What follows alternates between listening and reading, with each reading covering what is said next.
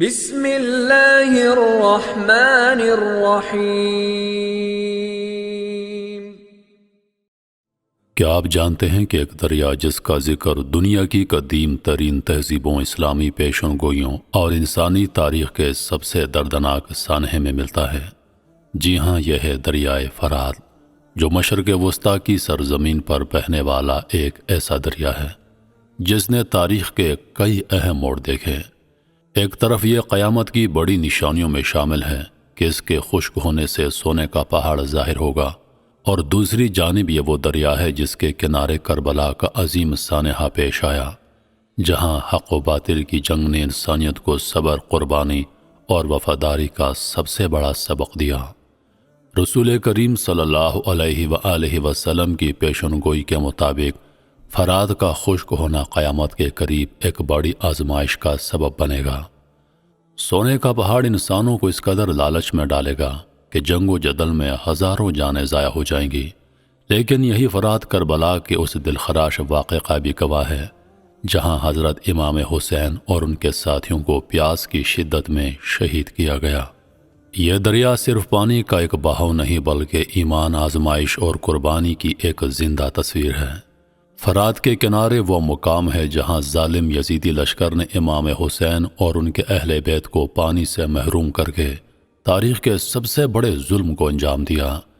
یہی دریا ہمیں یاد دلاتا ہے کہ دنیاوی دولت کی ہوس اور لالچ انسان کو کس طرح تباہی کی طرف لے جاتی ہے۔ آج بھی فرات کا بہتا پانی مسلمانوں کو کربلا کی قربانی اور قیامت کی نشانیوں کی یاد دلاتا ہے۔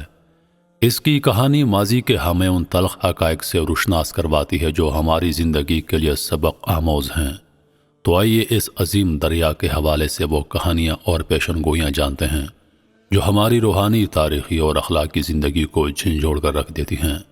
فرات کا خشک ہونا قیامت کی نشانی اور کربلا کی لازوال قربانی، ایک ایسی داستان جو دلوں کو جھنجھوڑ کر ایمان کی حقیقت یاد دلاتی ہے۔ رسول کریم صلی اللہ علیہ وآلہ وسلم کی پیشن گوئی میں کئی نشانیاں ایسی ہیں جو قیامت کے قریب ظاہر ہوں گی۔ ان میں سے ایک دریائے فرات کے خشک ہونے اور اس کے نیچے سے سونے کے پہاڑ کے ظاہر ہونے کی ہے۔ صحیح بخاری اور صحیح مسلم میں یہ حدیث بیان کی گئی ہے، قریب ہے کہ فرات اپنے خزانے کو ظاہر کر دے جو کہ سونے کا پہاڑ ہوگا۔ لوگ اس پر لڑائی کریں گے اور ہر 100 میں سے 99 لوگ مارے جائیں گے۔ یہ حدیث انسانی لالچ اور دنیاوی مال کی ہوس کے خطرناک نتائج کو بیان کرتی ہے۔ اس میں بتایا گیا ہے کہ لوگ سونے کی کشش میں اس حد تک مبتلا ہوں گے کہ جان لیوا جنگیں کریں گے اور نتیجتاً بہت بڑی تعداد میں لوگ مارے جائیں گے۔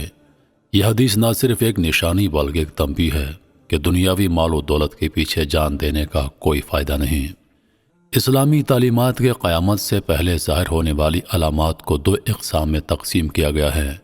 چھوٹی نشانیاں صغرا جیسے اخلاقی انحطاط، بے حیائی کا عام ہونا، بڑی نشانیاں کبرا جیسے دجال کا خروج، یاجوج ماجوج کا ظہور اور فرات کا خشک ہونا۔ دریائے فرات کے خشک ہونے کو قیامت کی بڑی نشانیوں میں شمار کیا گیا ہے۔ یہ واقعہ دنیا میں بڑے فتنے کا آغاز کرے گا۔ سونے کا پہاڑ لوگوں کو آزمائش میں ڈالے گا اور دنیا کے مختلف خطوں میں بدامنی، لالچ اور جنگوں کا سبب بنے گا۔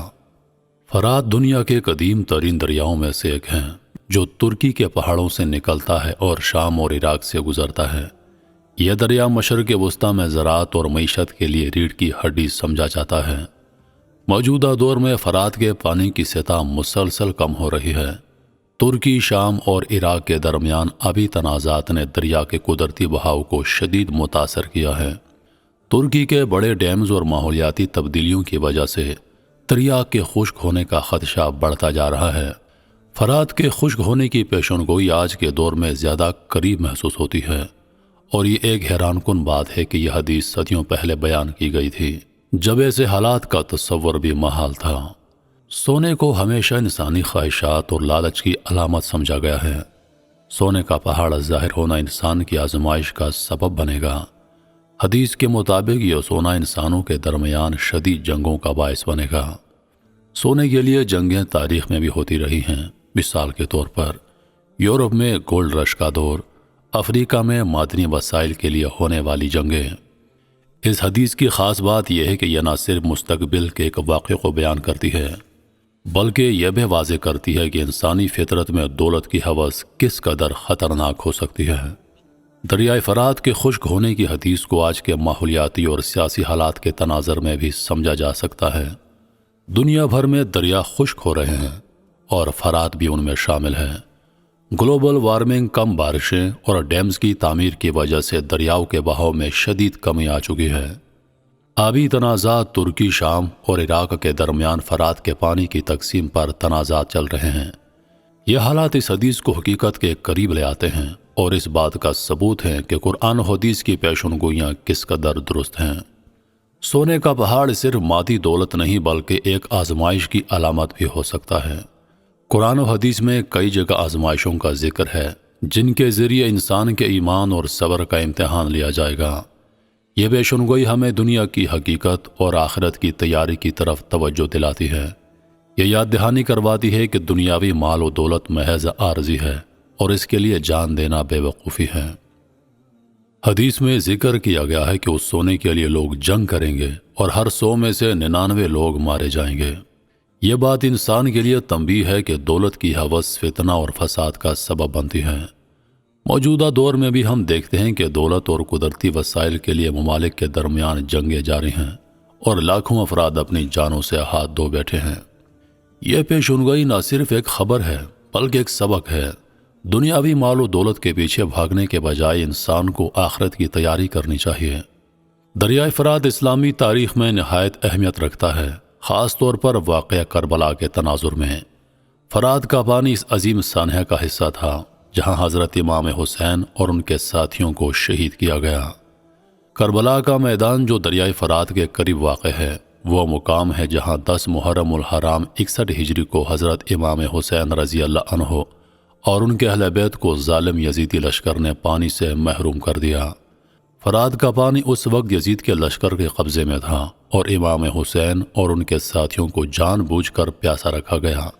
یہ پانی کی بندش تاریخ میں ایک ظالمانہ عمل کے طور پر یاد کی جاتی ہے اور یہ سانحہ مسلمانوں کو قربانی، صبر اور دین پر استقامت کی مثال دیتا ہے۔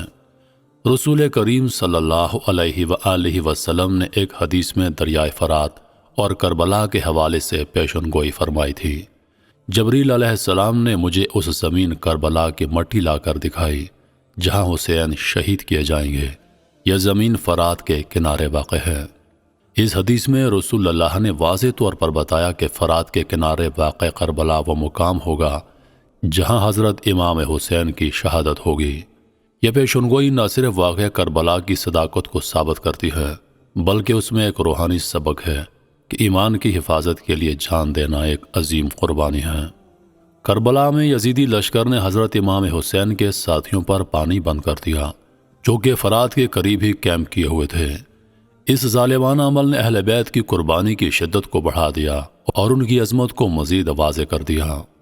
حضرت عباس رضی اللہ عنہ جو حضرت امام حسین کے بھائی تھے فرات سے پانی لانے کے لیے نکلے لیکن یزیدی لشکر نے انہیں شہید کر دیا۔ حضرت عباس رضی اللہ عنہ کی یہ قربانی آج بھی مسلمانوں کے دلوں میں ایمان، وفاداری اور قربانی کی علامت کے طور پر زندہ ہے۔ کربلا اور فرات کی کہانی مسلمانوں کو صبر، وفاداری اور حق کے لیے کھڑے رہنے کا سبق دیتی ہے۔ یہ پیشنگوئی نہ صرف ایک خبر ہے بلکہ ایک سبق بھی ہے۔ دنیاوی مال و دولت کے پیچھے بھاگنے کے بجائے انسان کو آخرت کی تیاری کرنی چاہیے۔ یہ واقعہ ہمیں یاد دلاتا ہے کہ مال و دولت اللہ کی دی ہوئی نعمت ہے اور اس کا صحیح استعمال ضروری ہے۔ یہ پیشنگوئی ایمان والوں کو دنیاوی فتنوں سے بچنے اور صبر و شکر کا دامن تھامے رکھنے کی تلقین کرتی ہے۔ محترم ناظرین، میں امید کرتا ہوں کہ ویڈیو آپ دوستوں کو پسند آئی ہوگی۔ سانسوں وفا کی تو اگلی بار ایک اور ویڈیو لے کر آپ کی خدمت میں حاضر ہوں گا۔ تب تک کے لیے خدا حافظ۔ اللہ پاک آپ سب کا حافظ و نگہبان۔